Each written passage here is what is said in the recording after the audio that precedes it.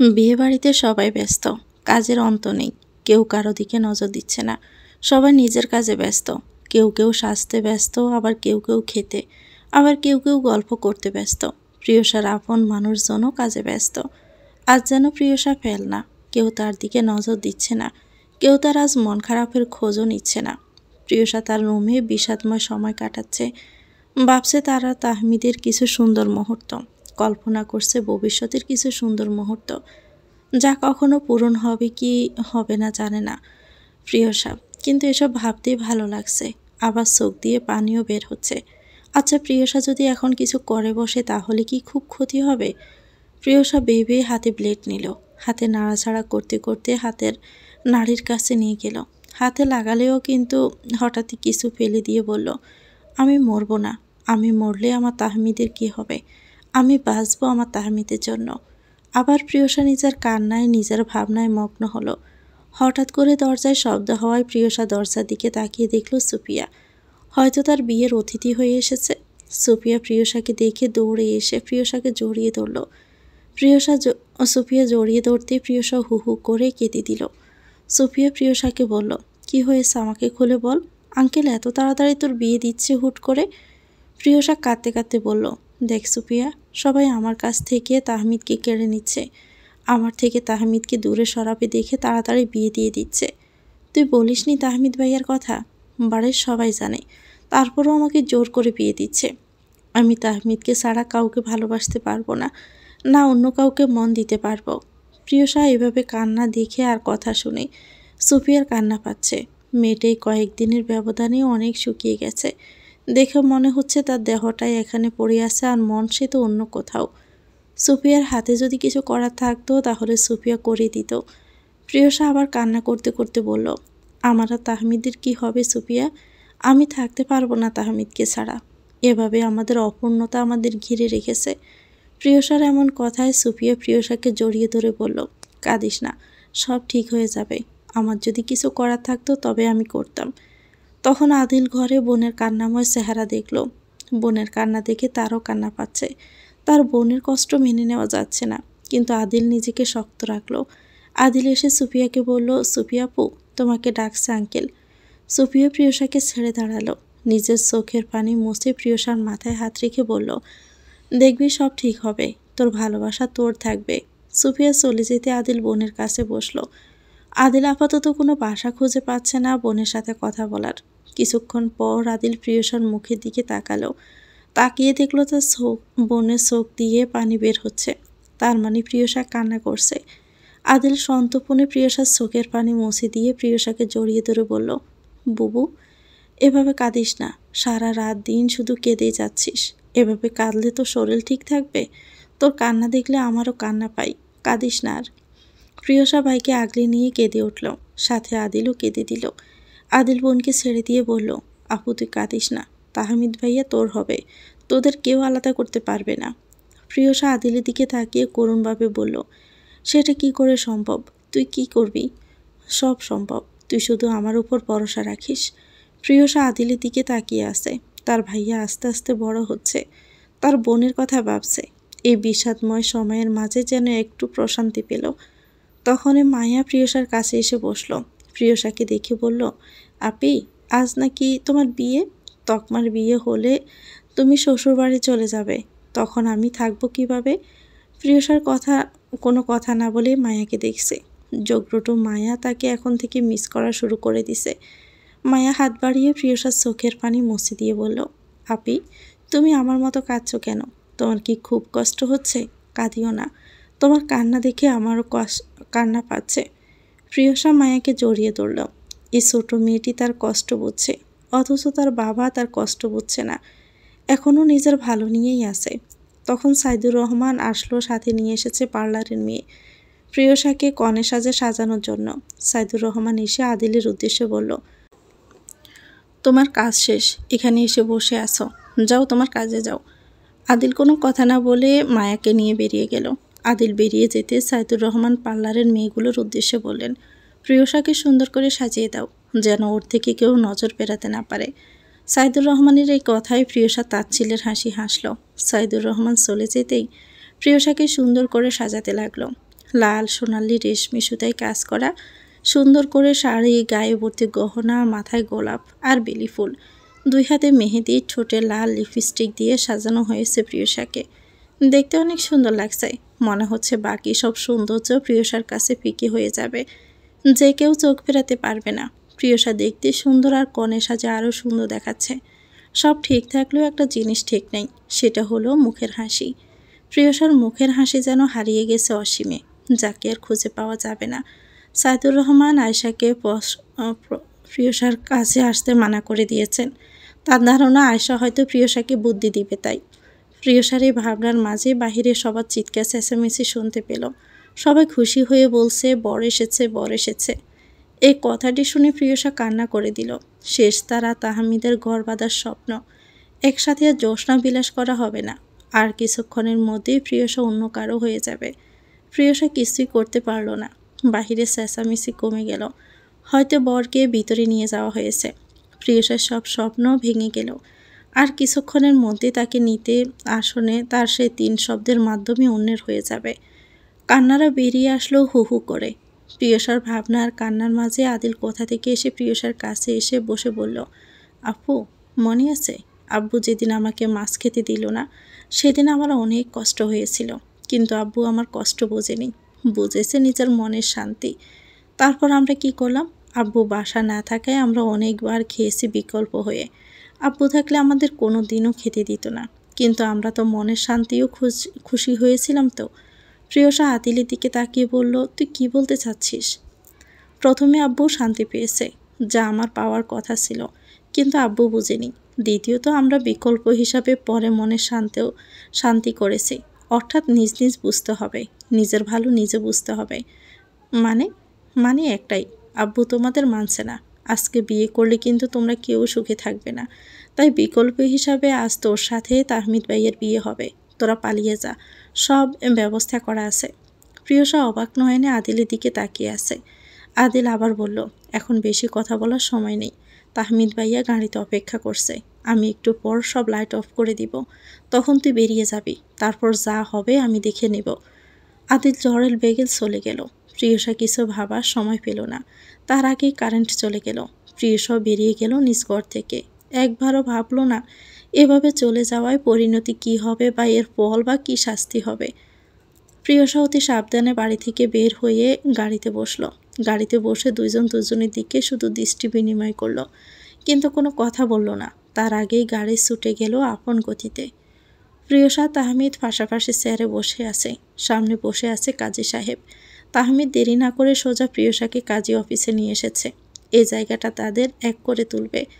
প্রিয়সা হাতে কলম নিয়ে রেজিস্ট্রি পেপার নিয়ে বসে আছে। কাজী সাহেব অনেকবার বলল সাইন করার জন্য, কিন্তু প্রিয়সা করছে না। তাহমিদ বুঝলো প্রিয়সা ভয় পাচ্ছে।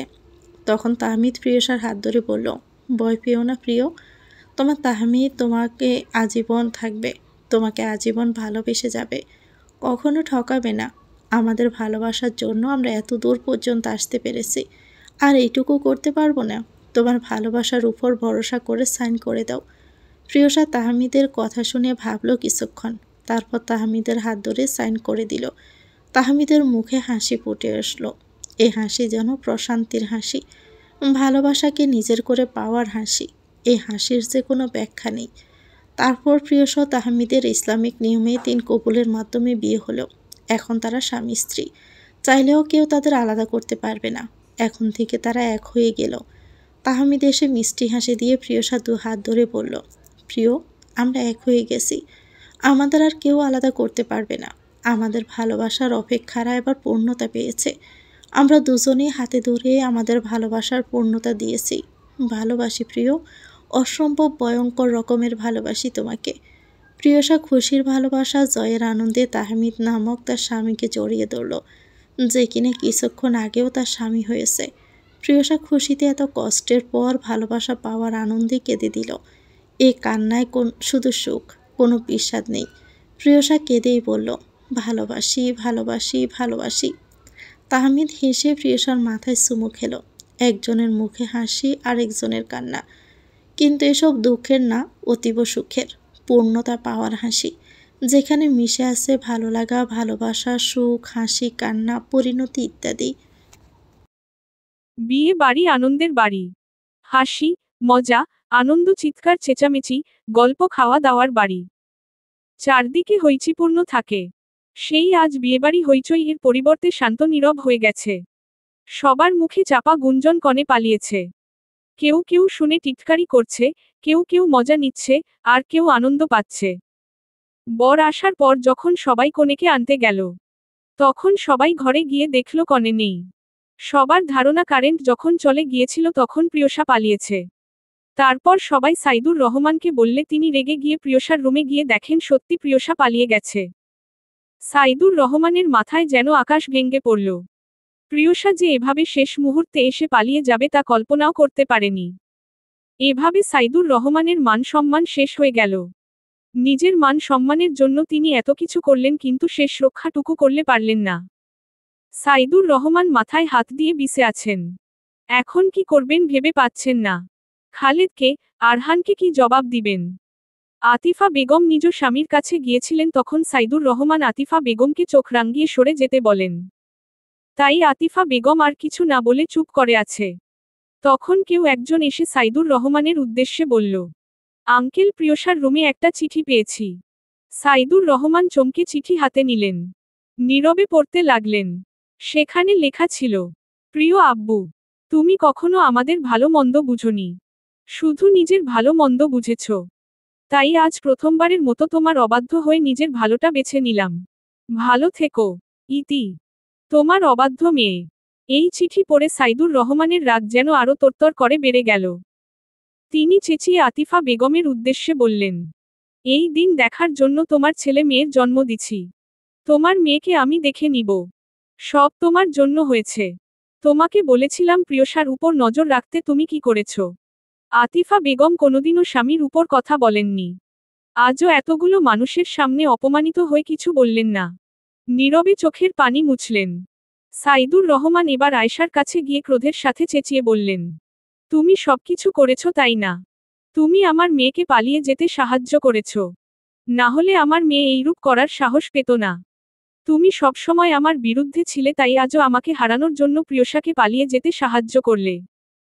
আয়েশা হতবাক হয়ে গেলেন সাইদুর রহমানের কথা শুনে। আয়েশা চেয়েছিল প্রিয়সা যেন তার ভালোবাসার মানুষকে পায়, কিন্তু তিনি কখনো এটা চাননি যে প্রিয়সা পালিয়ে যাক। সাইদুর রহমান না জেনেই তার দোষ দিলেন। আয়েশা সাইদুর রহমানের উদ্দেশ্যে বললেন, বুঝে শুনে কথা বলো দুলাভাই। আমি কেন প্রিয়সাকে পালিয়ে যেতে সাহায্য করব? তুমি তো আমাকে যেতেই দাওনি প্রিয়সার কাছে। প্রিয়সার সাথে আজ আমার কথাই হয়নি। আর আমি তোমার বিরুদ্ধে সবসময় থাকলেও কখনো এটা চাইনি যে প্রিয়সা পালিয়ে যাক। আমার বাড়িতে থেকে আমাকেই মিথ্যে কথা বলছো। আমি যখন কাজে ব্যস্ত ছিলাম তখন তুমি প্রিয়সাকে এসব বুদ্ধি দিয়েছ। আয়েশার রাগ বেড়ে গেল। তিনি বলার পরও সাইদুর রহমান কিভাবে তাকে দোষ দিচ্ছেন। আয়েশা আর সহ্য করতে না পেরে রাগ নিয়ে বলল, অনেক বলেছ তুমি। আমি তো বলছি আমি কিছু জানি না। আর বারবার বাড়ির কথা বলো কেন? আমার কি বাড়ি নেই যে তোমার বাড়ি এসে পড়ে থাকবো? এতদিন শুধু প্রিয়সা আর আদিলের জন্য ছিলাম, কিন্তু আর না। আমি আর এই বাড়িতে কোনোদিন আসব না। যেই বাড়িতে আমার মিনিমাম সম্মানটুকু নেই সেই বাড়িতে আমি থাকব না। আমি এখনই চলে যাব। আয়েশা মায়াকে কোলে নিলেন। তখন আদিল সাইদুর রহমানের মান বলল, আব্বু, মনি কিছু জানে না। মনি চলে যাচ্ছে। তুমি মনিকে আটকাও। সাইদুর রহমান আদিলেকে রেগে বলল, যে যাবার সে চলে যাক। আমি কেন আটকাতে যাব? আমি তো ভুল কিছু বলিনি। আর তোমার সাহস কিভাবে হলো আমার মুখের উপর কথা বলার? তখন আয়েশা আদিলের কাছে গিয়ে মাথায় হাত বুলিয়ে বলল, ভালো থাকিস বাবা। আর অন্যায়ের সময় মুখ বুজে থাকবি না। লড়াই করবি। আর আমাকে দেখতে ইচ্ছে হলে আমার বাড়ি চলে আসিস। তোদের জন্য আমার বাড়ি সবসময় উন্মুক্ত। আদিলকে এসব বলে আয়েশা আতিফার উদ্দেশ্যে কড়াভাবে বলল, এভাবে চুপ করে থাকিস। স্বামীর কথা শুনে চুপ করে থাকিস। ছেলে মেয়েদের কথা ভাবতে হবে না। কেমন মা তুই, ছেলেমেয়েদের জন্য কথাও বলতে পারিস না? চুপ করে থাকিস সব সময়। বলেই আয়েশা মায়াকে নিয়ে চলে গেল। সাইদুর রহমান রেগে চেয়ারে লাথি মারলেন। তখন রৌশন অর্থাৎ সুফিয়ার বাবা এসে সাইদুর রহমানকে বললেন, ভাই শান্ত হন। এই রকম পরিস্থিতিতে মাথা ঠান্ডা করে কাজ করতে হবে। এই রকম করলে তো সবকিছু ঠিক হয়ে যাবে না। বরের বাড়ির লোকজনকে তো জানাতে হবে। এভাবে চুপ করে থাকলে তো হবে না। সাইদুর রহমান কিছুটা শান্ত হলেন। এখনো ভেবে পাচ্ছেন না কি করবেন। এই রকম পরিস্থিতিতে কি করতে হবে জানা নেই সাইদুর রহমানের। কিছুক্ষণ পর আরহান ও খালেদকে ডেকে আনা হলো। খালেদকে এসে জিজ্ঞাসু কণ্ঠে সাইদুর রহমানের উদ্দেশ্যে বলল, কি হয়েছে সাইদুর? এভাবে বিয়ের মাঝখানে ডেকে নিয়ে আসলি। আবার আরহানকেও ডেকে নিয়ে আসলি। কোনো সমস্যা হয়েছে কি? সাইদুর রহমান মাথা নিচু করলেন। কিভাবে বলবেন ভেবে পাচ্ছে না। খালেদ উত্তর না পেয়ে আবার বলল, কি হয়েছে বল আমাকে। এভাবে চুপ করে থাকিস না। সাইদুর রহমান চুপ করে আছে দেখে রওশন খালেদের উদ্দেশ্যে বলল, আমি বলছি সবকিছু কি হয়েছে। খালেদ রওশনের কথায় বলল, আমি সুফিয়ার বাবা। সুফিয়া ও প্রিয়সা একই ক্লাসে পড়ে। ও তাহলে বলুন কি হয়েছে। রওশন সাইদুর রহমানের দিকে তাকিয়ে খালেদের উদ্দেশ্যে বলল, আমি যেই কথা বলবো সেই কথা শুনে আপনারা আমাদের ভুল বুঝবেন না। আসলে কিভাবে যে বলি আপনাকে। কিছুক্ষণ থেমে রওশন আবার বলল, প্রিয়সা পালিয়ে গেছে। এই ছোট একটা কথা যেন বিস্ফোরকের ন্যায় ঘটল। আরহান বিশ্বাস করতেই পারছে না। বুকে মাংসপেশিতে ব্যথা অনুভব হচ্ছে। আরহান অবিশ্বাসের সাথে বলল, আপনারা নিশ্চয় মিথ্যে কথা বলছেন। প্রিয়সা কেন পালিয়ে যাবে? আমি তো প্রিয়সাকে সত্যি ভালোবাসি। তোমাদের এভাবে ডেকে এনে মিথ্যে বলার কোনো কারণ নেই। আর এই সব বিষয়ে মানুষ মিথ্যে কথা বলে। এসব কথা শুনে আরহান নিজেকে ঠিক করতে পারল না। কেন কি কারণে প্রিয়সা পালালো? এভাবে তার স্বপ্ন ভেঙ্গে কেন পালালো? আরহান তো অন্য কাউকে ভালোবাসেনি। শুধুই প্রিয়সাকে ভালোবেসেছিল। আরহানের স্বপ্ন জুড়ে শুধু প্রিয়সা ছিল না। সেখানে তো অন্য নারীর বাস ছিল না। আরহান রাগ নিয়ন্ত্রণ করতে না পেরে রাগ মিশ্রিত কণ্ঠে চেঁচিয়ে বলল, কেন প্রিয়সা পালালো? এই বিয়েতে তো প্রিয়সার মতো নেওয়া হয়েছিল। কেন এইভাবে কথা দিয়ে পালালো আমি জানতে চাই আঙ্কেল। রওশন এখন কিছু বলল না। এখন সাইদুরকেই বলতে হবে। সাইদুর রহমান ক্ষীণ স্বরে বললেন, বাবা আসলে হয়েছে কি? আরহানের এত কিছু শোনার আর ধৈর্য নেই। সে আবার জোরে চিৎকার করে বলল, এত কিছু জানতে চাই না। কেন পালালো সেটা শুনুন। সাইদুর রহমান কিছু বলবেন তার কেউ কেউ বলল, মেঝেতে তো পড়ে আছে প্রিয়সার লেখা চিঠি, সেটা পড়লেই হবে। সাইদুর রহমান চোখ রাঙালেন যিনি চিঠির কথা বললেন। কিন্তু তিনি হয়তো এটা ভুলে গেছে যে সবাই তার বাড়ির সদস্য না যে তার সব কথা মেনে নিবে। আরহান চিঠি নিয়ে পড়তে লাগল। চিঠি পড়ে আরহান অগ্নিমূর্তির ন্যায় রাগান্বিত হল। সে চেঁচিয়ে জোরে বলল, প্রিয়সা বিয়েতে রাজি ছিল না। কিন্তু তোমরা সবাই আমাদের মিথ্যে কথা বলেছ। বলেছ যে প্রিয়সা বিয়েতে রাজি। আমি যখন প্রিয়সার মতো নিতে চাইলাম তখন আঙ্কেল তুমি বললে যে প্রিয়সা লজ্জায় কথা বলতে চাচ্ছে না। কিন্তু এসব কিছু না, আপনি সব মিথ্যে কথা বলছেন। সাইদুর রহমান ছোট হলেন। ঘামতে লাগলেন প্রচুর। আমতা আমতা করে বললেন, আসলে বাবা হয়েছে কি? প্রিয়সা। খালেদ সাইদুর রহমানের উদ্দেশ্যে গম্ভীর মুখে রাগান্বিত হয়ে বললেন, আর কত বাহানা দিবি সাইদুর? তোকে আমরা বারবার বলেছিলাম প্রিয়সার মতামত নিয়ে আমাদের কথা দিবি। তাহলে কেন তুই এভাবে মিথ্যে কথা বললি? এভাবে আমাদের মান সম্মান সব ডোবালি। মান সম্মানের কথা বাদ দেন, আমার ছেলেটার কি হবে? ছেলেটা তো স্বপ্ন দেখে আসছে মেয়েটাকে বিয়ে করার। যদি আগেই জানতো তাহলে আমার ছেলেটা এত কষ্ট পেত না। সাইদুর রহমান হাত জোর করে বললেন, আমাকে ক্ষমা করে দে। আমার প্রথমে এসব তোদের বলা উচিত ছিল। আমি ভাবিনি প্রিয়সা এইরকম একটা কাজ করবে। বেশ করেছে। তোর মতো বাবার থাকলে তো ছেলে মেয়েরা এমন কাজ করবেই। যেখানে তুই নিজের ভালো মন্দ দেখিস, ছেলে মেয়েদের দেখিস না। ছেলে মেয়েরা কি পছন্দ করছে, তাদের কি ভালো লাগে, কিসে তাদের মন খারাপ হয় খোঁজ নিস তুই। তোর মতো বাবা থাকলে ছেলে মেয়েরা এই রকম করবেই। কারণ তুই তাদের মতামতকে সম্মান করতে পারিস না। সাইদুর রহমান চুপ হয়ে গেলেন। আজ প্রিয়সার জন্য আজ এতগুলো মানুষের সামনে অপমানিত হতে হচ্ছে। তার আজ এসব প্রাপ্ত ছিল। সাইদুর রহমান অনুনয়ের সঙ্গে হাত জোর করে বলল, আমাকে ক্ষমা করে দে খালেদ। আমার তো মান সম্মান তো গেছেই, কিন্তু তোর মান সম্মান নষ্ট হওয়ার দরকার নেই। আজকে এই বিয়ের অনুষ্ঠানে আরহানের বিয়ে হবে। ভালো মেয়ের সাথে বিয়ে হবে। বলেই সাইদুর রহমান কাউকে কিছু বলার সুযোগ না দিয়ে রওশনের কাছে গিয়ে বলল, ভাই তোমার মেয়েটার সাথে আরহানের বিয়ে দিবে। আরহান অনেক ভালো ছেলে। রওশন অবাক হলেন কিন্তু তা প্রকাশ করলেন না। তিনি সুফিয়ার উদ্দেশ্যে বলল, সুফিয়া যদি রাজি হয় তাহলে হবে, কিন্তু আমার বিশ্বাস সুফিয়া রাজি হবে না। আমি আমার মেয়ের উপর আমি জোর করি না। সাইদুর রহমান সুফিয়ার কাছে যেতেই আরহান চেঁচিয়ে বলল, থামুন, আপনি পেয়েছেনটা কি? নিজের মতো সবাইকে ভাবেন। এখানে আর কোনো বিয়ে হবে না। আপনি আপনার পরিবারের সদস্যদের জোর করতে পারেন, তবে আমাকে না। আর আমি প্রিয়সাকে ভালোবাসি। একজনকে ভালোবেসে অন্য কাউকে বিয়ে করা সম্ভব না। আমি কাউকে আপনার মতো ঠকাতে পারবো না। সাইদুর রহমান নিজের করা কাজের জন্য যোগ্য জবাব পেয়ে গেছে। এইভাবে ছোট বড় সবার সামনে ছোট হতে লাগলো। আরহান কষ্টে ফেটে যাচ্ছে। আরহান ভারাক্রান্ত মন নিয়ে চলে যেতে ভাবল। কেন এভাবে ঠকালে প্রিয়? আমি যে তোমাকে অনেক ভালোবাসি। আমার স্বপ্ন জুড়ে তুমি ছিলে, আর তুমিই থাকবে আমার স্বপ্ন জুড়ে। তোমার জায়গা কেউ নিতে পারবে না। তুমি যেখানেই থাকো ভালো থেকো। পৃথিবীতে কোটি কোটি মানুষের বাস, আর সবার ব্যবহার, চরিত্র, জেদ, কণ্ঠ ইত্যাদি আলাদা রকম। সেই রকম কিছু ব্যতিক্রমী মানুষ হলেন সাইদুর রহমান। তার কাছে নিজের মান সম্মান আগে ছিল। ছিল নিজের ভালোলাগা সবার উপরে চাপিয়ে দেওয়ার অভ্যাস। তাই তো তিনি কিছুতেই মেনে নিতে পারছেন না। তিনি কিছুতেই মেনে নিতে পারছেন না এতগুলো মানুষের সামনে নিজের অপমান। ভুলতে পারছেন না। চোখের সামনে ভেসে উঠছে সেই ঘটনা, যখন বাড়ির আত্মীয় স্বজন সবার সামনে অপমানিত করা হচ্ছিল। তখন রাগে ফেটে যাচ্ছিল পুরো শরীর, কিন্তু পরিস্থিতির চাপে কিছু করতে পারছিলেন না। তিনি ঘটনাকে স্বাভাবিকভাবে নিচ্ছেন না। স্বাভাবিকভাবে নিলে নিজের ভুল বুঝতে পারলে তিনি মেয়ের জন্য কষ্ট পেতেন। কিন্তু তিনি নিচ্ছেন জটিলভাবে, তাই তো তিনি এখনো রাগে গিজগিজ করছেন। আরহানরা সাইদুর রহমানকে সবার সামনে ছোট করে চলে গেছে। পুরো বিয়ে বাড়িতে নীরবতা।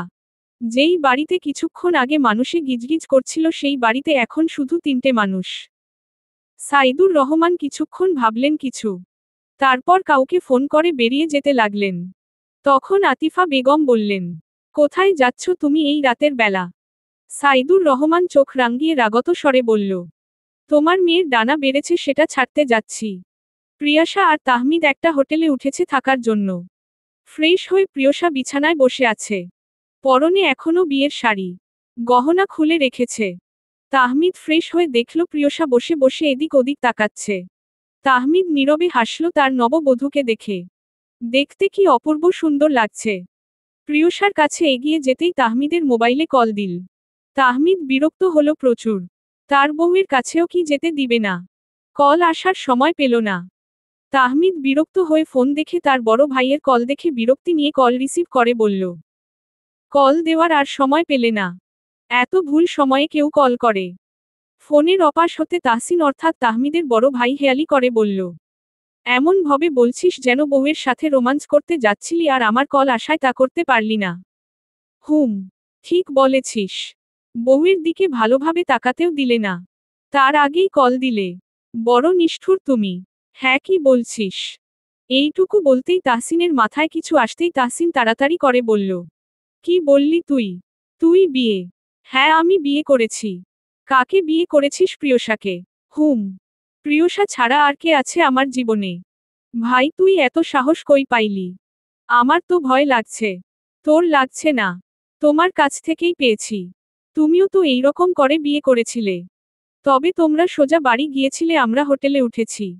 তোরা হোটেলেই থাক, বাসায় আছিস না। আম্মু এমনিতে প্রিয়সার উপর রেগে আছে। এখন বাসায় আছিস না, কোনো দরকার পড়লে ফোন করিস। এখন বউয়ের সাথে রোমান্স কর। তাহসিন কল কেটে দিতেই তাহমিদ হাসল। প্রিয়সা সেই হাসির দিকে তাকিয়ে আছে মন্ত্রমুগ্ধের ন্যায়। প্রিয়সার ভালোলাগার হাসি। এই হাসির উপরে প্রিয়সা বারবার মুগ্ধ হয়। তাহমিদ প্রিয়সার দিকে তাকাতেই প্রিয়সা চোখ নামিয়ে নিল। তাহমিদ এসে প্রিয়সার কাছে দাঁড়ালো। কিন্তু আশ্চর্যের ব্যাপার, প্রিয়সা আর তাহমিদের দিকে তাকাচ্ছে না।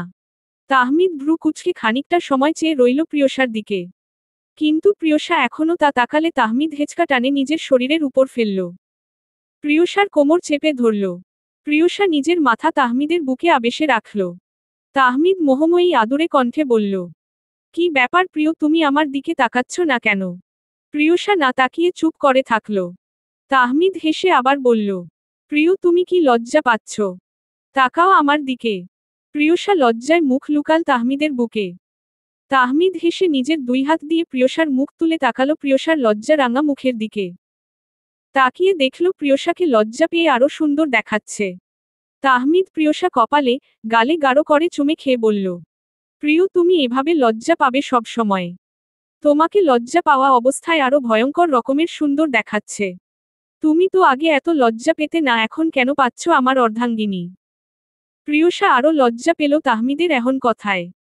বিয়ের আগে তাহমিদ তার শুধু ভালোবাসার মানুষ ছিল, কিন্তু এখন তো তাহমিদ আর স্বামী তার একান্ত ব্যক্তিগত। আগের আর এখনকার মধ্যে অনেক পার্থক্য আছে। প্রিয়সা এসব ভেবে আরো লজ্জা পেল। তাহমিদের কাছ থেকে সরে আসতে চাইলে তাহমিদ সরতে দিল না। আরো গভীরভাবে জড়িয়ে ধরল প্রিয়সাকে। প্রিয়সা পুরো শরীর মৃদু কাঁপছে, সাথে ঠোঁট জোড়া। তাহমিদ সেই ঠোঁটের দিকে তাকিয়ে এক প্রকার ঘোরের মধ্যে চলে গেল। মৃদু কম্পনরত ঠোঁট যেন তাহমিদকে টানছে। তাহমিদ নিজের ঠোঁট ধীরে ধীরে প্রিয়সার ঠোঁটের কাছে নিয়ে গেল। যখন প্রিয়সার ঠোঁটে স্পর্শ করবে তখনই হঠাৎ করে কলিং বেল বাজল। তাহমিদ ছেড়ে দিল প্রিয়সাকে। বিরক্ত হয়ে বলল, আজ আমাকে মনে হয় কেউ বাসর করতে দিবে না। সামান্য চুমু খাবার আগেই সবাই উড়ে এসে জুড়ে বসছে। তাহমিদ ছেড়ে দেওয়ায় যেন প্রিয়সা হাফ ছেড়ে বাঁচল। কিন্তু তাহমিদের এমন কথায় প্রিয়সার কান দিয়ে ধোঁয়া বের হতে লাগল। কান গরম হয়ে গেল। প্রিয়সা দূরে মাথা নিচু করে আছে লজ্জার কারণে। তাহমিদ বিরক্ত হয়ে দরজা খুলে দরজার পাশে দাঁড়ানো ব্যক্তিকে দেখে অবাক হল। এই মুহূর্তে এখানে আশা করেনি তাহমিদ। দরজার পাশে দাঁড়িয়ে আছে স্বয়ং সাইদুর রহমান। সাইদুর রহমান তাহমিদকে পাশ কাটিয়ে ভেতরে ঢুকল। সঙ্গে আরো কয়েকটি ছেলে। প্রিয়সাকে উদ্দেশ্য করে কাঠোকাঠ গলায় বলল, প্রিয়সা চলো আমাদের সাথে। হঠাৎ এমন কথা শুনে যেন প্রিয়সা চোখ তুলে তাকালো। নিজের চোখের সামনে বাবাকে দেখে ভয় পেয়ে গেল প্রিয়সা। ভয়ে কাঁপতে লাগল। সাহস করে বাড়ি থেকে পালিয়ে আসলেও জন্ম থেকে আজ পর্যন্ত যাকে ভয় পেয়েছে, সেই প্রিয়সা আজ বাড়ি থেকে পালিয়ে বিয়ে করেছে। প্রিয়সার ভাবনার মাঝেই তাহমিদ সাইদুর রহমানের উদ্দেশ্যে বলল, আমরা বিয়ে করেছি, তাই আপনি চাইলেও প্রিয়সাকে নিয়ে যেতে পারবেন না। সাইদুর রহমান বাঁকা হেসে বলল, আমার মেয়ে আমি নিয়ে যাব। তুমি বললেই শুনবো নাকি? শুনতেই হবে, কারণ আমি প্রিয়সার স্বামী। স্বামী মাই ফুট। বলেই সাইদুর রহমান প্রিয়সার উদ্দেশ্যে বললেন, আমি এখন প্রিয়সাকে নিয়ে যাব, যা করার করো। প্রিয়সা নিজের ভালোবাসার জন্য এত কিছু করেছে, আজ এখন কি না তার বাবা এসে এভাবে তাকে নিয়ে যাবে? এটা হতে পারে না। প্রিয়সা নিজেকে শক্ত করে বলল, আমি যাব না আব্বু, তুমি চলে যাও, আমি তাহমিদের সাথে থাকব। সাইদুর রহমান জোরে চেঁচিয়ে বলল, চুপ করো তুমি, তোমার অনেক সাহস বেড়েছ না? বাড়ি চলো, তোমাকে আগে। তোমার সাহস কত বেড়েছে দেখব। বলেই সাইদুর রহমান প্রিয়সার হাত ধরলেন। অপরদিকে তাহমিদ প্রিয়সার হাত ধরে বলল, আমি প্রিয়সাকে কোথাও যেতে দিব না, তোমার সাথে আমি বেশি কথা বাড়াব না। বলেই তিনি তার সঙ্গে আনা ছেলেদের বললেন, তাহমিদকে ধরে থাকো, আমরা যাওয়ার পর ছেড়ে দিবে। সাইদুর রহমানের কথা অনুযায়ী ছেলেগুলো তাহমিদকে ধরে রাখল। তাহমিদ অনেক সারানোর চেষ্টা করেও পারল না। প্রিয়সা কেঁদে কেঁদে বলল, আব্বু প্লিজ আমাকে ছেড়ে দাও, আমি যাব না, আমি তাহমিদের কাছে যাব। চুপ করো। বলেই তিনি প্রিয়সাকে টেনে নিয়ে গেলেন। তাহমিদ অনকে চেষ্টা করল, কিন্তু নিজেকে সরাতে পারল না ছেলেদের কাছ থেকে। সাইদুর রহমান প্রিয়সাকে টেনে নিয়ে আসলেন বাড়ির ভেতর। প্রিয়সা শব্দ করে কান্না করছে। সাইদুর রহমান চেঁচিয়ে বলল, চুপ করো, মুখ দিয়ে আর কোনো কথা বলবে না। আদিল আর আতিফা বেগম এমন চিৎকার শুনে এসে দেখলেন প্রিয়সা কান্না করছে। সাইদুর রহমান রাগে ফুঁসছে। আতিফা বেগম দৌড়ে মেয়ের কাছে গিয়ে প্রিয়সাকে জড়িয়ে ধরল। প্রিয়সা মা কে পেয়ে আরো জোরে কান্না শুরু করল। আতিফা বেগম প্রিয়সার মাথায় হাত বুলিয়ে বললেন, কি হয়েছে প্রিয়সা মা আমার? সাইদুর রহমান চেঁচিয়ে বললেন, তোমার মেয়ে পালিয়ে ওই ছেলেকে বিয়ে করেছে, তার কত বড় সাহস? আদিল বোনের কাছে এসে বলল, বুবু তুমি কেন চলে আসলে আব্বুর সাথে? তুমি চলে আসে ভালো করনি। আদিলের কথা শুনে সাইদুর রহমান রাগে চেঁচিয়ে বললেন, চুপ করো বেয়াদব ছেলে, তুমি তো সব করেছ। তুমি কারেন্ট বন্ধ করে দিস তখন প্রিয়সা পালিয়েছে। আগে তোমাকে শাস্তি দিতে হবে, তারপর এই মেয়েকে। আদিল বোনের দিকে তাকিয়ে বাবার উদ্দেশ্যে বলল, যা করার ভুল আমি করেছি, আমাকে শাস্তি দাও। আপুকে প্লিজ ভাইয়ার কাছে পাঠিয়ে দাও। আপুর কান্না যে আমার সহ্য হচ্ছে না।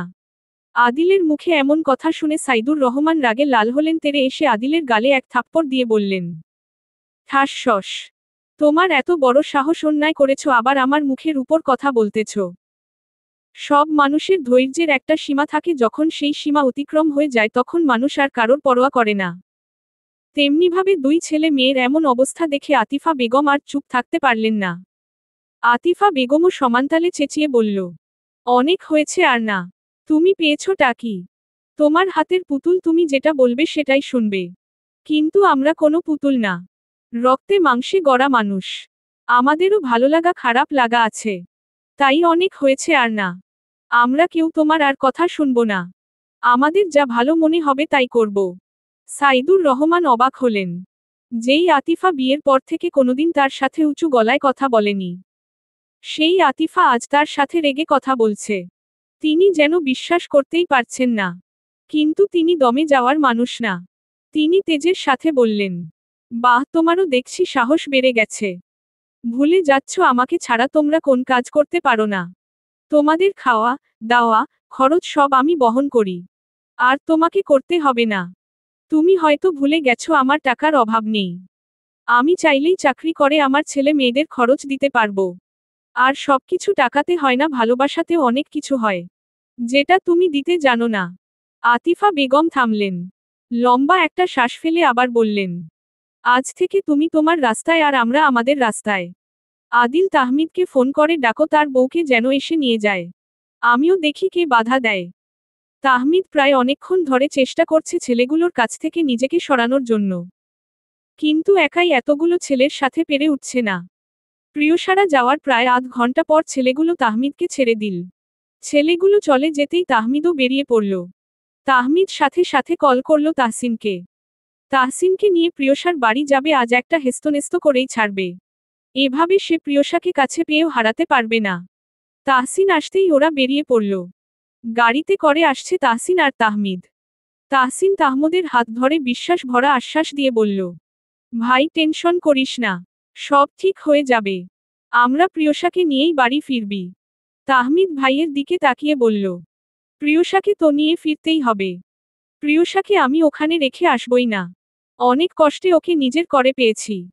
তাহসিন ভাইয়ের দিকে তাকিয়ে তাকে আশ্বস্ত করল। তাহমিদ নিজে নিজেকে সাহস দিচ্ছে যে প্রিয়সাকে ওখান থেকে আনতেই হবেই, যে করেই হোক। তাহমিদের ভাবনার মাঝেই তাহমিদের মোবাইলে কল আসল। আননোন নাম্বার দেখে তাহমিদ প্রথমে রিসিভ করল না, কিন্তু আবার কল আসায় তাহমিদ কল রিসিভ করতেই অপাশ থেকে বলে উঠল, হ্যালো ভাইয়া, আমি আদিল বলছি। ফোনের অপাশ থেকে আদিলের কথা শুনে যেন হৃৎপিণ্ডের শ্বাস প্রশ্বাস বেড়ে যাচ্ছে। তাহমিদ খানিকটা উত্তেজিত হয়ে বলল, প্রিয়সা কেমন আছে? তুমি প্রিয়সাকে কান্না করতে মানা করো। আমি নিতে আসছি। আমি ওকে নিয়েই যাব। ভাইয়া শান্ত হন। আপু ঠিক আছে। আম্মু তোমাকে আমাদের বাড়ি আসতে বলল। এসে আপুকে নিয়ে যেতে বলল। তাহমিদ অবাক হলো আদিলের কথায়। এইটুকু সময়ের মধ্যে সব ঠিক হয়ে গেল যে তাকে যেতে বলছে। আর তোমার আব্বু কি এত সহজে মেনে নিল? না, আব্বু মানেনি। তারপর আদিল সবকিছু তাহমিদকে খুলে বলল। তাহমিদ বলল, আচ্ছা আমি আসছি, যত তাড়াতাড়ি সম্ভব। Dash dash dash dash dash dash dash dash dash dash dash dash dash dash dash dash dash dash dash. Saidur Rahman রাগে ফুঁসছেন আতিফা বেগমের সাহস দেখে। তিনি রাগের সাথে আশ্চর্য হচ্ছেন। তিনি আতিফা বেগমের দিকে তাকিয়ে বললেন, তুমি কি বলতে চাচ্ছ? ভালো করে বলো। আতিফা বেগম হাসলেন। হেসে বললেন, তোমার করা সবকিছুতেই তোমার অহংকার, তাই না? তোমার ভালো মন্দ দেখে এসেছো এতদিন ধরে। কিন্তু আর না। এখন আমরা তোমার সাহায্য ছাড়াই আমাদের জীবন কাটাবো, যেখানে সবকিছুর স্বাধীনতা থাকবে, সাথে থাকবে অনেক ভালোবাসা। এইগুলো কথা শুধু মুখেই মানায়। নিজে চলা আর সন্তানকে নিয়ে ভালো থাকা, তাদের সবকিছু ইচ্ছা পূরণ করা এত সহজ না, তুমি বলতেই তো আর পারবে না। ও তাই বুঝি। কিন্তু তুমি তো তোমার ইচ্ছে পূরণ করেছো, আমার ছেলে মেয়েদের না। তাই এখন আমাদের ভালো মন্দ আমাদের দেখতে দাও। সাইদুর রহমান আতিফা বেগমের কথা শুনে রাগে ফুঁসছে। রাগে গিজগিজ করতে করতে চেঁচিয়ে বলল, আতিফা তুমি কিন্তু বেশি করছো। আমিও দেখব তুমি কিভাবে প্রিয়সাকে এখান থেকে পাঠাতে পারো। তুমি যেভাবে প্রিয়সাকে হলুদে যাওয়ার জন্য রাজি করেছিলে সেভাবে। তুমি ওকে শুধু ভয় দেখিয়েছ, কিন্তু তুমি যদি আমাকে বাধা দাও তাহলে আমি সত্যি পুলিশ ডাকব। একজন প্রাপ্তবয়স্ক ও বিবাহিত মেয়েকে জোর করার জন্য তুমি আমাকে ভয় দেখাচ্ছ। ধরে নাও তাই। সাইদুর রহমান রাগে ফেটে যাচ্ছেন। আর সহ্য করা যাচ্ছে না। তিনি হিতাহিত জ্ঞান হারিয়ে বলে ফেললেন, যা করার করো, কিন্তু কোনো বিপদ হলে আমাকে বললে আমি কোনো সাহায্য করব না। বলেই তিনি গটগট করে চলে গেলেন নিজের ঘরে।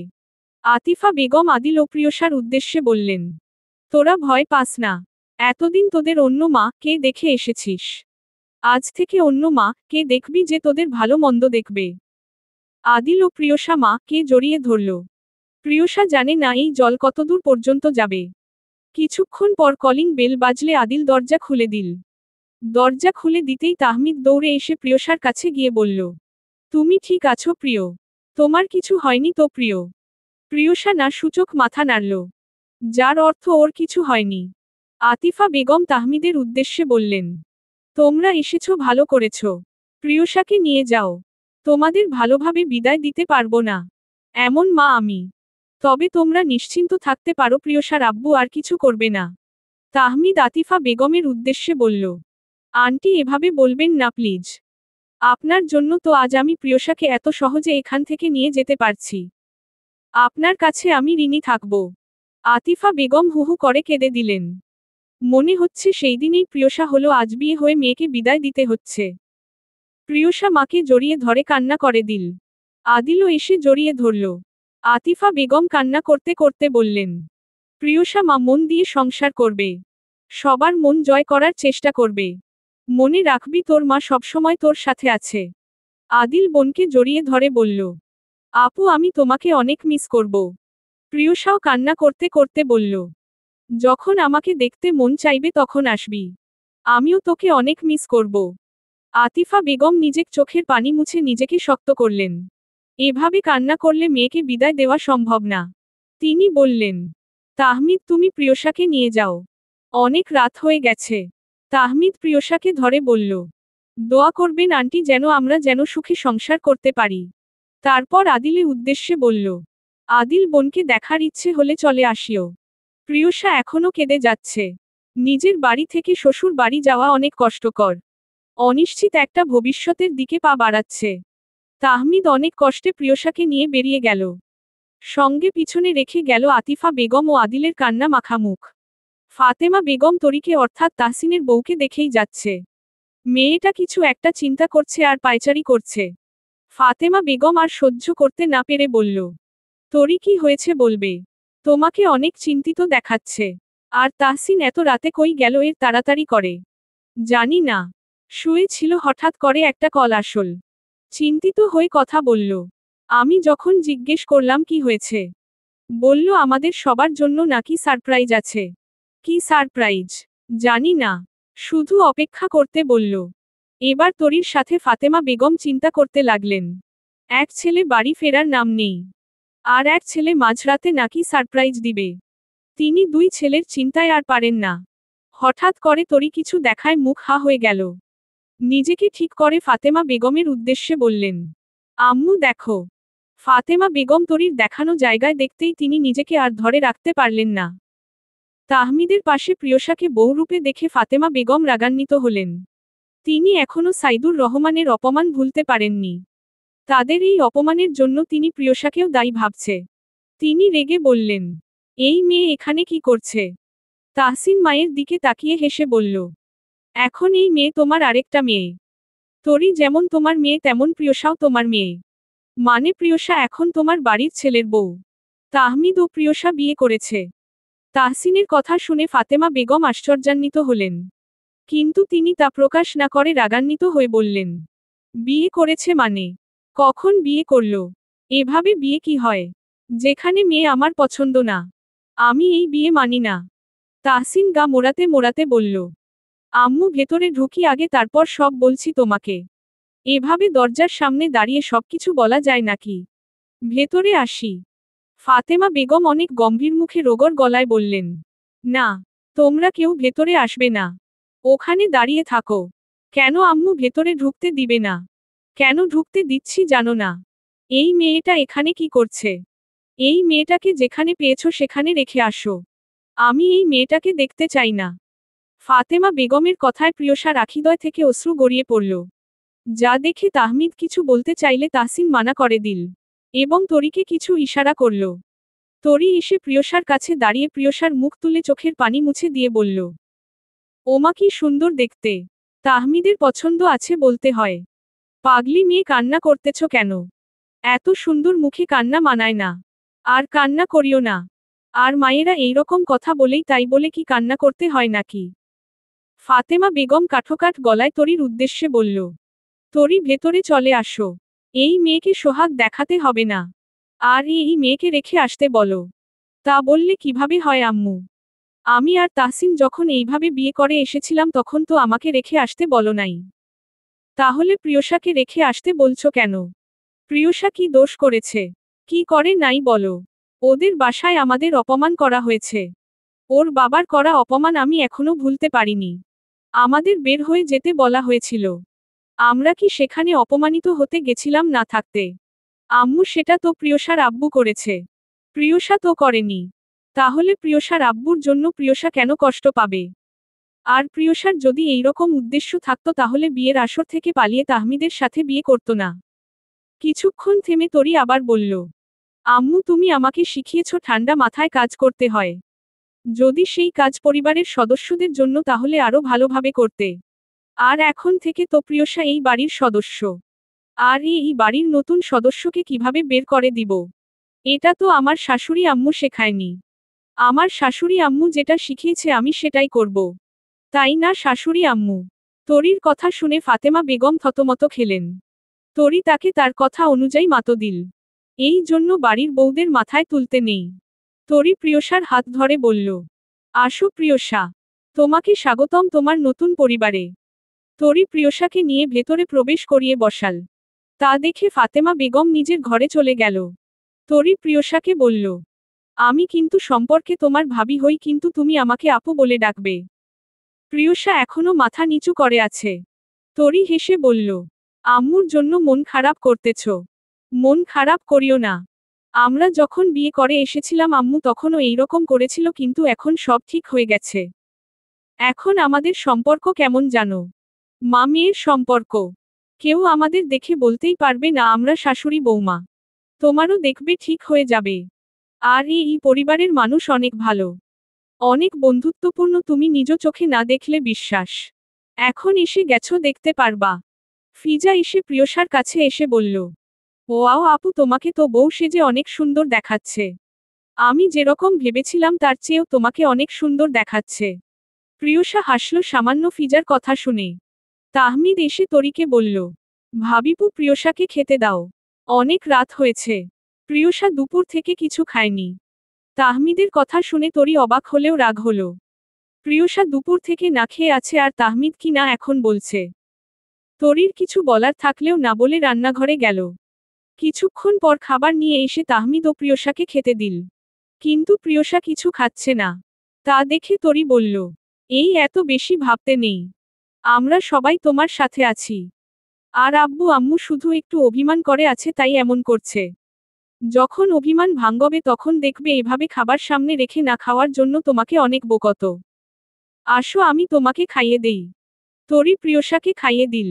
খাওয়া শেষে তরি ফিজার উদ্দেশ্যে বলল, ফিজা, প্রিয়সাকে নিয়ে তোমার রুমে যাও। মেয়েটার উপর অনেক ধকল গেছে, রেস্ট প্রয়োজন। তরির কথা শুনে তাহমিদ বলল, ভাবিপু, প্রিয়সা ফিজার রুমে কেন থাকবে? আমার রুমে। এইটুকু বলে তরির দিকে তাকিয়ে চুপ হয়ে গেল। তরি কড়াভাবে বলল, আমি যেটা বলেছি সেটাই হবে। না হলে আমিও আম্মুর মতো বলবো বেরিয়ে যাও। তরির কথা শুনে তাহমিদ অসহায়ের মতো মুখ করল। তা দেখে তাহসিন হেসে ফিসফিস করে তাহমিদকে বলল, কি ভাই, আজ তোর বাসর করাও হবে না? রোমাঞ্চ করাও হবে না? সবাই তোর সাথে শত্রুতা করছে, সাথে আমার বউটাও। তাহমিদের কথা শুনে তাহমিদ দাঁত কিরমির করে বলল, মজা নিও না, তোমার ব্যবস্থা করছি আমি। তারপর তাহমিদ তরির উদ্দেশ্যে বলল, ভাবিপু, ভাইয়ার সাথে আমার কিছু জরুরি কাজ ছিল, কিন্তু ভাইয়া আসতে চাচ্ছে না। তরি ভ্রু কুচকে জিজ্ঞেস করল, কেন যেতে চাচ্ছে না? তাহমিদ শয়তানি হাসি হেসে তাহসিনের দিকে তাকিয়ে বলল, তুমি নাকি ভাইয়াকে আসতে দিচ্ছ না? যখনই বলতেছি তখনই বলতেছে তোর ভাবিপু যেতে দিবে না। তুমি কি সত্যি এমন করো? আমার কিন্তু বিশ্বাস হয় না। তাহমিদের কথা শুনে তরি অবাকের সাথে রাগ হলো। তরি রাগে ফুঁসতে ফুঁসতে বলল, আমি তোমাকে মানা করি তোমার ভাইয়ের কাছে যেতে। আমি এতই খারাপ তাই না? আসবে না তুমি ঘরে? আমি খারাপ তাই না আমার কাছে আসবে না? তারপর তরি ফিজার উদ্দেশ্যে বলল, তোমাকে যেতে বলেছি না। প্রিয়সাকে নিয়ে যাও, ওর রেস্টের প্রয়োজন। ফিজা চলে যেতেই তরি নিজের রুমে যেতে লাগল। তা দেখে তাহমিদ হাসল। তাহসিন তাহমিদের তাকিয়ে বলল, এভাবে আমাকে ফাঁসানো তোকে দেখে নিব। তাহমিদ গা ছাড়াভাবে বলল, আমাকে পরে দেখিও আগে বউয়ের রাগ ভাঙ্গিয়ে দেখাও।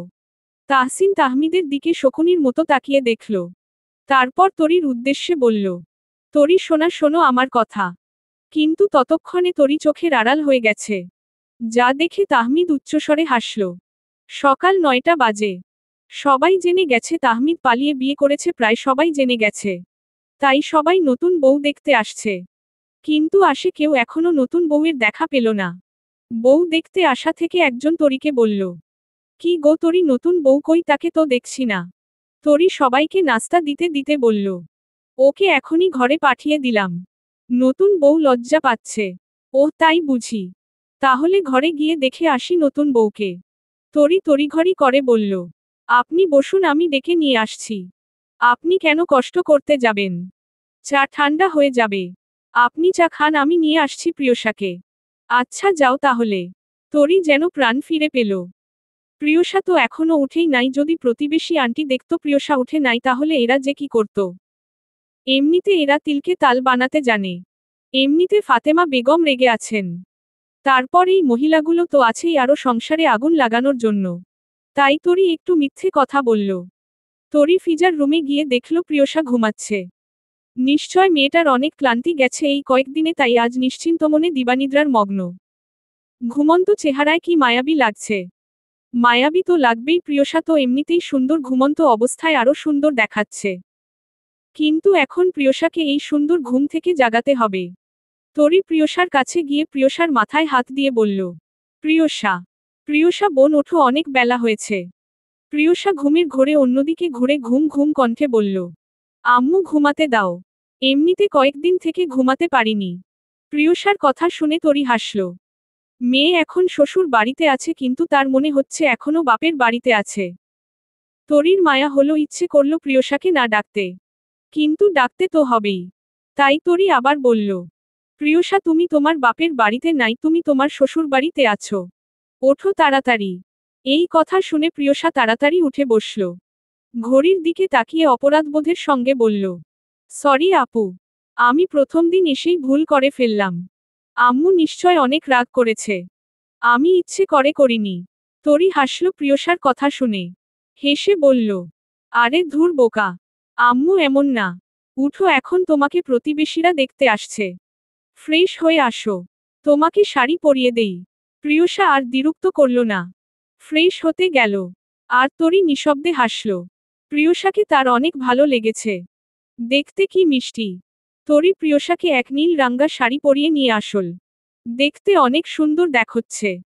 প্রতিবেশী সবার মুখ দেখে পছন্দ হয়েছে, কিন্তু তারপরও তারা অনেক খুঁতো ধরবে, এই জন্য তরির এই প্রতিবেশীদের ভালো লাগে না। ফাতেমা বেগমও মুগ্ধ নয়নে তাকিয়ে আছে প্রিয়সার দিকে। হয়তো মনে মনে ভাবছে তার ছেলের পছন্দ আছে। কিন্তু হঠাৎ করে সেই দিনের কথা মনে পড়তেই তিনি তার চোখ ফিরিয়ে নিলেন। মন আবার বিষিয়ে গেল সেই দিনের অপমানের কথার জন্য। তরি প্রিয়সাকে বসিয়ে দিল। প্রতিবেশীরা খুঁটিয়ে খুঁটিয়ে দেখছে প্রিয়সাকে। একজন বলে উঠল, মেয়েটা তো সুন্দর আছে, কিন্তু রূপ দিয়ে কি সব হয়? তা মেয়ে কাজ পারো তো। ভালো বাড়িতেই বিয়ে করেছ। এই বাড়ির বড় বউ মানে তোমার যা এইরকম করে পালিয়ে বিয়ে করেছে। আর তোমরাও বিয়ে করলে না জানি আর কি কি করে। কি মিল তোমাদের? তোমাদের পরিবারে এসব হয়ই। প্রতিবেশীর এমন কথা শুনে একজন অগ্নিমূর্তির ন্যায় করতে লাগলেন। বউ দেখতে এসে তারা বাড়ির বদনাম করছে। তিনি প্রতিবেশীর উদ্দেশ্যে এমন কথা বললেন যে প্রতিবেশীর মুখ চুপছে গেল। প্রতিবেশীর এমন কথা শুনে ফাতেমা বেগম রেগে গেলেন। রেগে রাগান্বিত চেহারা নিয়ে প্রতিবেশীর উদ্দেশ্যে গম্ভীর মুখে বললেন, নতুন বউ দেখতে আসছেন? বউ দেখবেন, নাস্তা খাবেন শেষ। এর বেশি কিছু করা লাগবে না আপনাদের। এই কথা শোনার পরেও প্রতিবেশীটি না থেমে আবার বললেন, এভাবে বিয়ে করেছে, দেখিও আবার তোমার সংসার না ভেঙ্গে দেয়। এসব মেয়েরা পরিবারের কথা না ভেবে পালিয়ে বিয়ে করে, তারা পরিবারের মধ্যে শান্তি রাখতে দেয় না। এই জন্য নিজের পছন্দ মতো ছেলের বউ আনতে হয়। কিন্তু ফাতেমা, তোমার ভাগ্য দেখেছ, একটা ছেলের বউ নিজের পছন্দের আনতে পারলে না, দুই ছেলেই পালিয়ে বিয়ে করল। প্রতিবেশীর এমন কথা শুনে ফাতেমা বেগম আরও রেগে গেলেন। এই প্রতিবেশী নামক মানুষদের সামনে যতই চুপ করে থাকবে তত এরা বেশি হয়, তাই এদের মুখেই সব কথা বলে দিতে হয়। তাই ফাতেমা বেগম কড়াকড়িভাবে স্পষ্টভাবে বললেন, আমাদের পরিবার আমরা দেখে নিব, আপনাকে আমাদের পরিবার নিয়ে ভাবতে হবে না। আর অন্যের দিকে এক আঙ্গুল তোলার আগে নিজের দিকে 4 আঙুল দিয়ে দেখবেন। আপনি তো প্রায় নিজের ছেলের বউয়ের সাথে ঝগড়া করেন। আমি যতদূর জানি আপনি আপনার ছেলের বউ নিজেই পছন্দ করে আনছেন। তাহলে আপনার নিজের পছন্দ করা ছেলের বউয়ের সাথে এত ঝগড়া কেন? আর আমাদের দেখেন, তোরি আর আমাকে দেখে কেউ বলতেই পারবে না আমরা শাশুড়ি বৌমা। সবাই বলে আমরা মা মেয়ে। আর আমার বিশ্বাস আমার এই ছেলের বউ আমার মনের মতো হবে। ফাতেমা বেগমের মুখে এসব কথা শুনে প্রতিবেশীর মুখ চুপসে গেল। তিনি সবসময় অন্যের বদনাম করে বেড়াতেন, আজ তিনি এভাবে সবার সামনে অপমানিত হলেন। নিজের করা কাজের উচিত পরিণাম পেলেন। প্রতিবেশীদের মধ্য থেকে একজন বলে উঠল, আরে ফাতেমা, তুমি ওর কথা ধরিও না, জানোই তো ও ওই রকম। তোমার ছেলের এই নতুন বউ অনেক সুন্দর, তোমার দুই ছেলের বউ দেখতে অনেক সুন্দর। আমরা বরং আজ আসি, দোয়া করি তোমরা সবাই মিলেমিশে সুখে সংসার করো। প্রতিবেশীরা সবাই এক এক করে চলে গেল, সাথে নিয়ে গেল তাদের চুপসে যাওয়া মুখ। প্রতিবেশীরা চলে যেতেই তরি উচ্চস্বরে হাসা শুরু করল। তরি ফাতেমা বেগমের কাছে গিয়ে জড়িয়ে ধরে বলল, আম্মু, তুমি তো পুরোই ফাটিয়ে দিছ, এদের এভাবে না বললে এরা ঠিক হয় না। তুমি বললে আর সবাই সোজা হয়ে গেল। ফাতেমা বেগম তরিকে সরিয়ে বললেন, অনেক হাসাহাসি করেছ, বেলা দেখেছ এখনো নাস্তা করা হয়নি। সবাইকে ডাইনিং এ আসতে বলো, আমি আসছি একটু রুম থেকে। ফাতেমা বেগম চলে যেতেই তরি প্রিয়সার কাছে গিয়ে বলল, দেখেছ প্রিয়সা, আম্মু কত ভালো, দেখবে তোমাকেও তাড়াতাড়ি মেনে নিবে, একটু অভিমান করে আছে। আসো এখন আমার সাথে। মা, বাজার করতে তো ভালোই মজা লাগলো, আমি তো এই প্রথমবার বাজারে গেলাম, ভালোই লাগলো। আর তুমি যে বাজার করতে জানতে, কই আমরা জানতাম না। আদিলের কথায় আতিফা বেগম হাসলেন। তিনি আজ ছেলেকে নিয়ে বাজারে গিয়েছিলেন, তাদের জন্য কিছু বাজার করতে। আতিফা বেগম হেসে বললেন, আমি আরো অনেক কিছুই জানি, শুধু তোরা দেখার সুযোগ পাসনি। তবে এবার থেকে সব দেখবি। এখন যা, বসো গিয়ে, আমি তোর জন্য কিছু বানিয়ে আনি। আদিল হাসল মায়ের কথা শুনে। আদিল বই নিয়ে বসল ড্রয়িং রুমে। সেখানে সাইদুর রহমান বসে পেপার পড়ছেন আর সবকিছু পরখ করছেন। কিন্তু তাদের মধ্যে কোনো কথা হচ্ছে না। আগে হলে সাইদুর রহমান আতিফা বেগমকে বকতেন এভাবে নিজে ও ছেলেকে বাজারে নিয়ে যাওয়ার জন্য। কিন্তু এখন করছেন না, কারণ তাদের মধ্যে এখন কোনো কথা হচ্ছে না।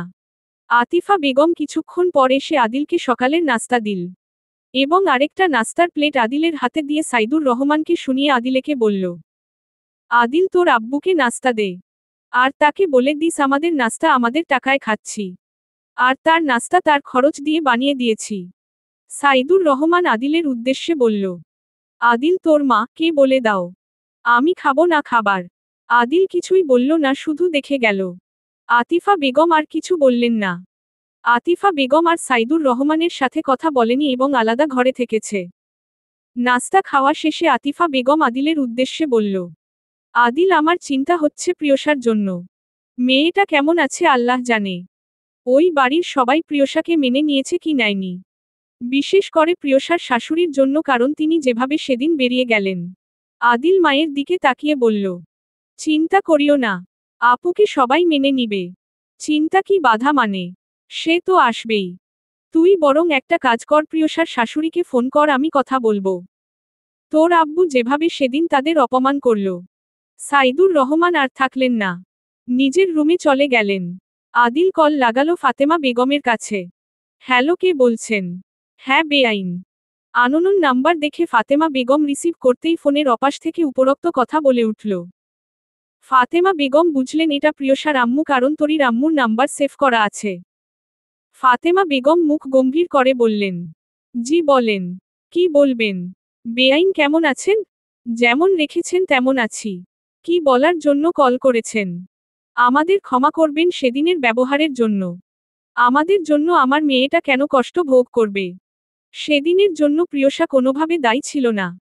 কি বলার জন্য ফোন করেছেন সেটা বলুন, আমার কাজ আছে। আমার মেয়েটাকে একটু দেখে রাখবেন। মেয়েটা একটু সুখের আশায় বিয়ে করেছে। বুঝেছি।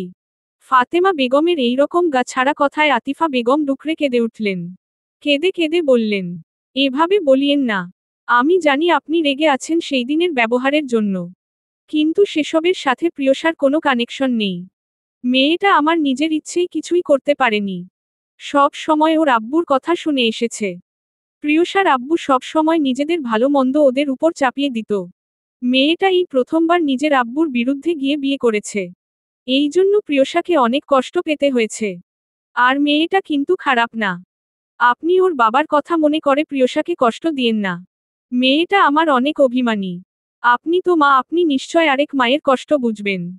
আতিফা বেগমের এসব কথা শুনে ফাতেমা বেগমের মন একটু হলেও গলল। আসলেই তো প্রিয়সার বাবার কাজের জন্য তিনি প্রিয়সাকে দায়ী ভাবা ঠিক না। একজনের কাজের জন্য আরেকজন কেন ভুক্তভোগী কেন হবে? তিনি তো এমন ছিলেন না, তাহলে প্রিয়সার বেলায় এমন কেন করছেন? কিন্তু তিনি এত সহজে প্রিয়সাকে মেনে নিবেন না।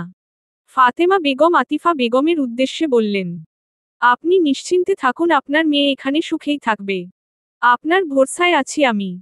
আমার মেয়েটা ছোট আছে, কিন্তু ও মানিয়ে নেওয়ার চেষ্টা করবে। প্রিয়সা ওর বাবার বিরুদ্ধে এই বিয়ে করেছে নিজের ভালোবাসার জন্য। আমি চাই না প্রিয়সা তার বাবার কাছে হেরে যাক। আমি চাই প্রিয়সার ভালোবাসা জয়ী হোক। চলবে।